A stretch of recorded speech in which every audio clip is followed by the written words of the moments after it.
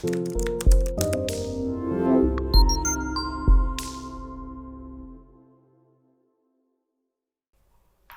everyone, this is Vandana Kulstage from English Classroom Tutor.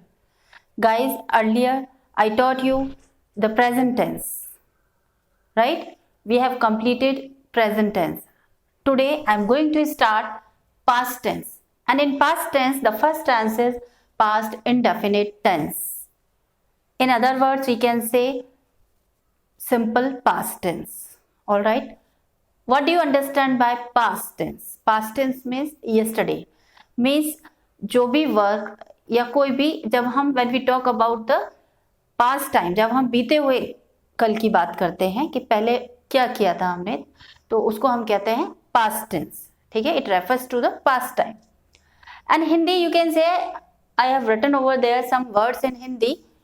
आया, गया, उठा, बैठा, लिया, दिया, किया, था, ते थे, ती थी. These are the Hindi identifications. Now, ta tha te the means when we talk about the past habit. ऐसे ही हम प्रेजेंट टेंस में, प्रेजेंट सिंपल में हम बात करते थे प्रेजेंट हैबिट्स की, मतलब जो प्रेजेंट में हैबिट्स होती थी.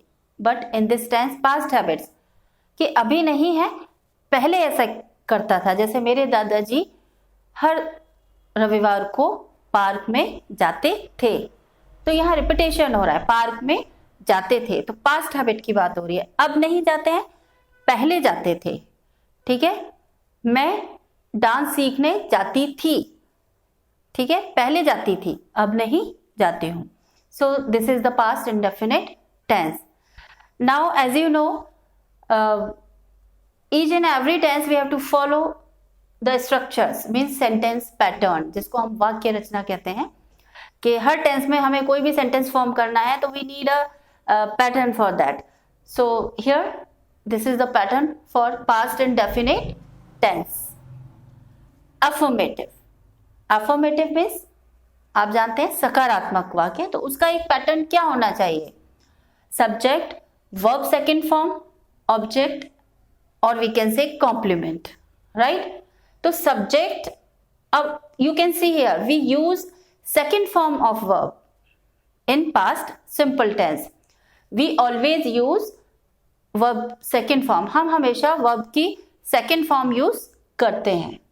ठीक है, किसमें? affirmative में.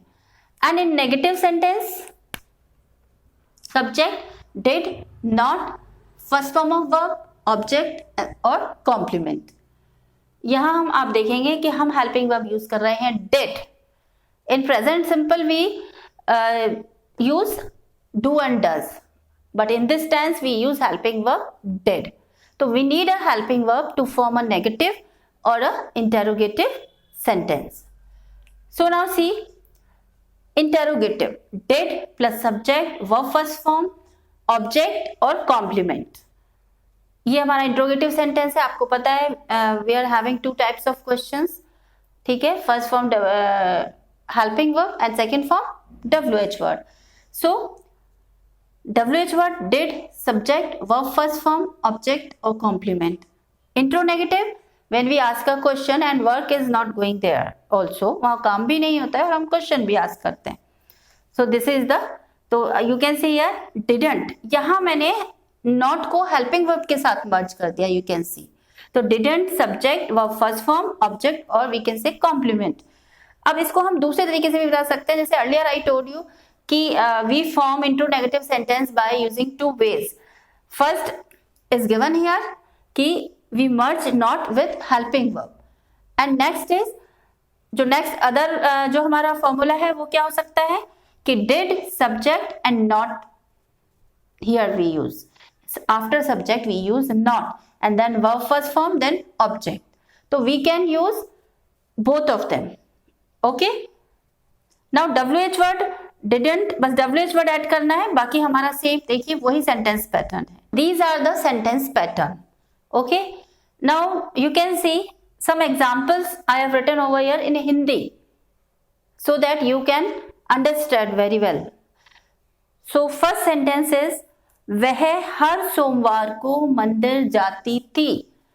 तो व्हाट इंडिकेट्स दिस सेंटेंस, क्या इंडिकेट कर रहा है ये सेंटेंस? ये सेंटेंस कर रहा है कि पास्ट में पहले ये एक उसकी हैबिट थी कि वो एवरी मंडे मंदिर जाती थी, but not now. Okay, so past habit, this sentence shows the past habit. So now we can, and what type of sentence is this? This is affirmative sentence. So we have to follow this. So what is the subject? वह, ती थी means she.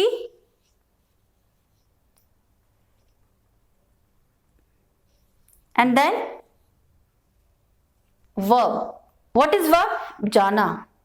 And we need second form of this. तो she went, then object or complement, तो she went to temple. अब extra जो भी हमारा होता है सेंटेंस में सब्जेक्ट टू ऑब्जेक्ट के अलावा, we have to put at the end of the sentence. तो व्हाट इज हर सोमवार? तो she went to temple on every सोमवार, Monday. I am writing here, space is not there, that's why. So she went to temple on every Monday. वो हर सोमवार को मंदिर जाती थी. उसने मुझे देखा. This is also for affirmative sentence. उसने मुझे देखा. तो उसने, he or she, ठीक है, whether it is he or she, कुछ भी हो सकता है, we can. तो he,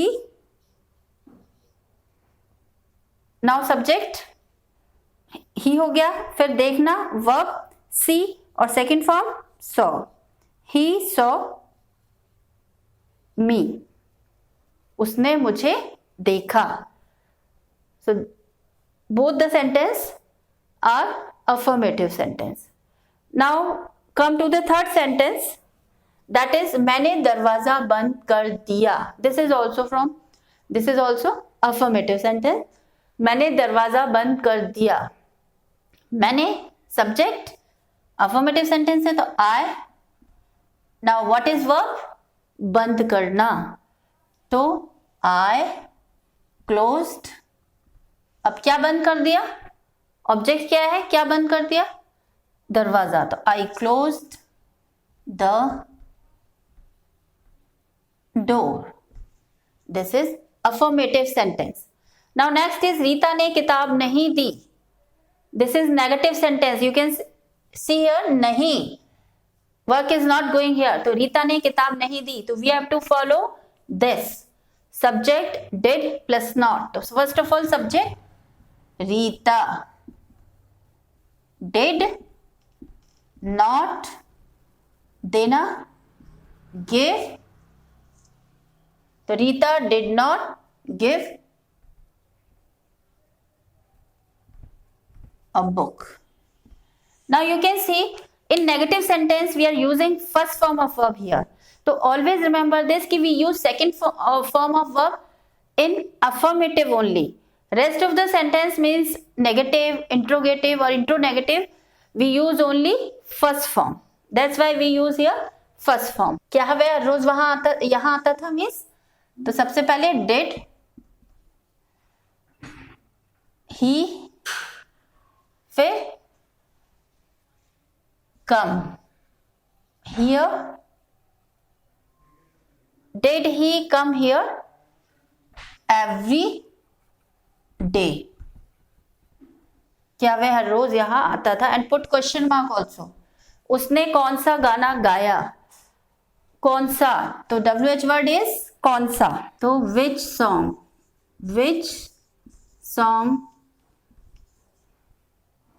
तो which song WH फैमिली में ही आ गया. which song. Now we take helping verb. Which song did, and what is subject? He. तो which song did he sing? This is interrogative sentence. That's why we are using first form of verb here. Now next is क्या तुमने नहीं पूछा.